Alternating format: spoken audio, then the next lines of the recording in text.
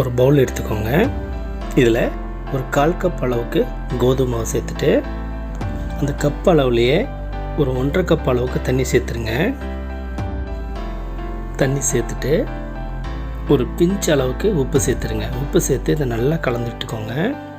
கட்டி இல்லாமல் அந்த மாதிரி நல்லா கலந்து தனியாக எடுத்து வச்சுக்கோங்க. நெக்ஸ்ட்டு ஒரு கடாய் எடுத்துக்கோங்க. இதில் 2 ஸ்பூன் அளவுக்கு நெய் சேர்த்துருங்க. நெய் நல்லா சூடாகி மெல்ட் ஆன உடனே ஒரு 10 முந்திரி இந்த மாதிரி சேர்த்து பொன்னிறமாக வறுத்துக்கோங்க. இது பொன்னிறமாக வந்த உடனே இது தனியாக எடுத்து வச்சுக்கோங்க. இந்த முந்திரியை தனியாக எடுத்து வச்சுட்டு நம்ம கரைச்சி வச்சுருக்கிறதான அந்த கோதுமை மாவை இந்த மாதிரி ஒரு தடவை நல்லா கலந்துட்டு அதிலே சேர்த்துடலாம். இப்போ சிம்மில் வச்சுக்கோங்க. சிம்மில் வச்சு இதை நல்லா கலந்து விட்டுக்கிட்டே இருங்க. தொடர்ந்து இந்த மாதிரி கலந்து விட்டுகிட்டே இருங்க, அப்போ தான் கட்டி இல்லாமல் வரும். நெக்ஸ்ட் இந்த கேப்லேயே ஒரு கடாய் எடுத்துகிட்டு இதில் ஒரு 5 ஸ்பூன் அளவுக்கு சர்க்கரை சேர்த்துருங்க. கொஞ்சம் நேரத்தில் சர்க்கரை நல்லா மெல்ட் ஆக ஆரம்பிச்சிடும்.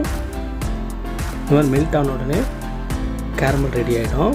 உடனே அடுப்பு ஆஃப் பண்ணிவிட்டு இந்த மாவு ஒரு தடவை இந்த மாதிரி கலந்து விட்டுட்டு அந்த கேரமல் இதில் சேர்த்துடலாம். கேரமல் சேர்த்து இது நல்லா கலந்து விடுங்க. தொடர்ந்து இந்த மாதிரி கலந்து விட்டுட்டே இருங்க. இந்த கேரமல் சேர்த்த உடனே கொஞ்சம் நல்லா இந்த மாதிரி இலகுன மாதிரி ஆகிடும். இதில் ஒரு 1/4 கப் அளவுக்கு சர்க்கரை சேர்த்துக்கோங்க. உங்களுக்கு ஸ்வீட் அதிகமாக வேணுன்னா நீங்கள் கூடுதலாக கூட சர்க்கரை சேர்த்துக்கோங்க. சேர்த்து இதை நல்லா கலந்து விட்டுக்கிட்டே இருங்க. மீடியம் ஃப்ளேம்லேயே வச்சுட்டு செஞ்சுக்கோங்க, ஹை ஃப்ளேமில் வேண்டாம். இந்த மாதிரி நல்லா கெட்டி ஆகிற கண்டிஷனில் வறுத்து வச்சுருக்கிறத அந்த முந்திரி நம்ம சேர்த்துடலாம். அதில் முந்திரியை சேர்த்துட்டு இதை தொடர்ந்து கலந்து விட்டுக்கிட்டே இருங்க. இன்னும் கொஞ்சம் கெட்டி ஆகணும். ஓரளவுக்கு இந்த மாதிரி திரண்டு வர கண்டிஷனில் 2 ஸ்பூன் அளவுக்கு நெய் சேர்த்துருங்க. நெய் சேர்த்து தொடர்ந்து கலந்து விட்டுக்கிட்டே இருங்க.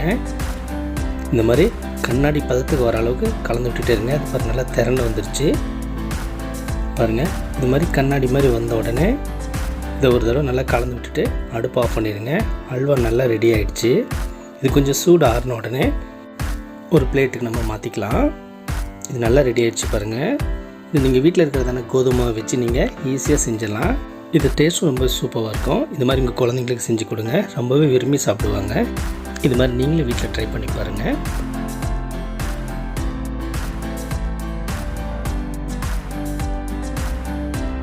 இந்த வீடியோ உங்களுக்கு பிடிச்சிருந்தா லைக் பண்ணுங்கள், கமெண்ட் பண்ணுங்கள், இந்த சேனலை சப்ஸ்கிரைப் பண்ணுங்கள், பக்கத்தில் இருக்கிற பெல் பட்டனை கிளிக் பண்ணுங்கள்.